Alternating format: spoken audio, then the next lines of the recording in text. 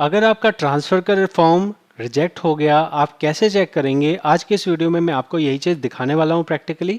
आप समझिएगा, मैं एक पीएफ कंसल्टेंट हूँ जो यहाँ आपको बताने जा रहा हूँ। ये कोई यूट्यूबर के नाते नहीं बता रहा हूँ, ये नंबर एक चैनल है।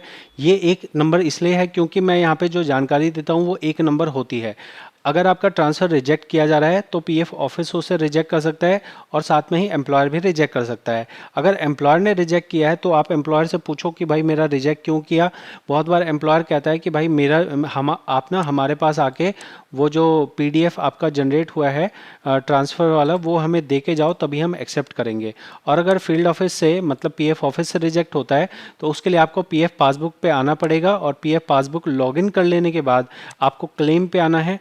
क्लेम पे आने के बाद आपको रिजेक्टेड क्लेम पे आना है। रिजेक्टेड क्लेम पे आने के बाद आप यहाँ पे देखेंगे जैसे कि इस मेंबर ने 2 बार ट्रांसफ़र करने की कोशिश की है और दोनों बार ही यहाँ पे रिजेक्ट किया गया है। एक जो रीज़न लिखा गया है वो लिखा गया है कि आपका कुछ टेक्निकल प्रॉब्लम थी जिसकी वजह से हम एक्सेप्ट नहीं कर पाए हैं, तो आप दोबारा अप्लाई कीजिए। और दूसरे बार जो कहा गया है वो कहा गया है कि in previous establishment member EPS but EPS member but present EPS contribution not deducted clarify. तो इसका मतलब ये होता है कि कहा जा रहा है कि आपने पिछली कंपनी में तो आप ईपीएस के मेंबर थे और इस कंपनी में आपका ईपीएस के मेंबर आप नहीं हैं, तो इस चीज़ को सफाई दीजिए, तब जाके हम आपका ट्रांसफ़र को एक्सेप्ट करेंगे। तो ये समझ के चलिएगा कि पीएफ ऑफिस आपका दुश्मन नहीं है और मैं भी आपका दुश्मन नहीं हूँ। मैं भी नहीं चाहता कि आपका ट्रांसफ़र रिक्वेस्ट रिजेक्ट हो, लेकिन अगर किसी तरह का ऑब्जेक्शन दिया जा रहा है तो जब तक आप उस ऑब्जेक्शन को ठीक नहीं करेंगे तब तक आपका बार बार रिजेक्ट होगा। तो आपका जो भी रीज़न हो उस चीज़ को आप पहले रिजॉल्व करने की कोशिश करें, उसको सही करने की कोशिश करें। मैंने अपने बहुत सारे वीडियोस के अंदर बता रखा है अलग अलग रिजेक्ट और अलग अलग उनके सॉल्यूशन। जैसा कि आप इस वाले यहाँ पे देख रहे हैं कि मैंने अपना ये जो है इस पे रिजेक्ट की एक सीरीज़ बना रखी है जिसमें 62 वीडियोज़ हैं।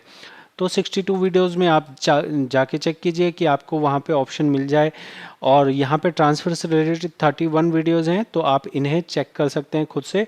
और अगर आपको ऐसा लगे कि पर्सनली मुझसे कंसल्ट करना है तो आप मेरा कंसल्टेशन और अपॉइंटमेंट बुक कर सकते हैं, जहाँ मैं आपके अकाउंट को चेक करके फिर आपको एग्जैक्टली बता पाऊंगा कि आपके अकाउंट में क्या करने की ज़रूरत है।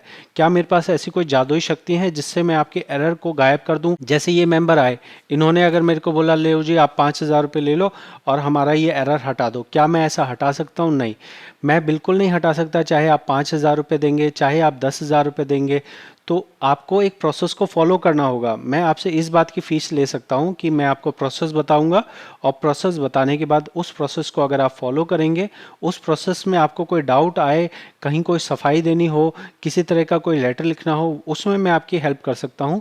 लेकिन प्रोसेस को फॉलो करने के बाद ही आपका ये जो जो भी ऑब्जेक्शन है, जो भी एरर है, वो हटेगा। ठीक है, तो अगर आपको ये वीडियो समझ आई हो तो आप चैनल को सपोर्ट कीजिए सब्सक्राइब करके, और साथ में ही हमें आर्थिक तौर पे भी मदद कीजिए, क्योंकि हमें इस चैनल पे सरवाइव करना मुश्किल हो रहा है। यूट्यूब की इनकम बहुत ही कम है, तो आप लोग अगर इसे सपोर्ट करेंगे तब मैं और ज़्यादा मेहनत और ज़्यादा टाइम इस पे लगा पाऊँगा। मैं मिलूँगा आपसे अगली वीडियो में। बहुत बहुत धन्यवाद।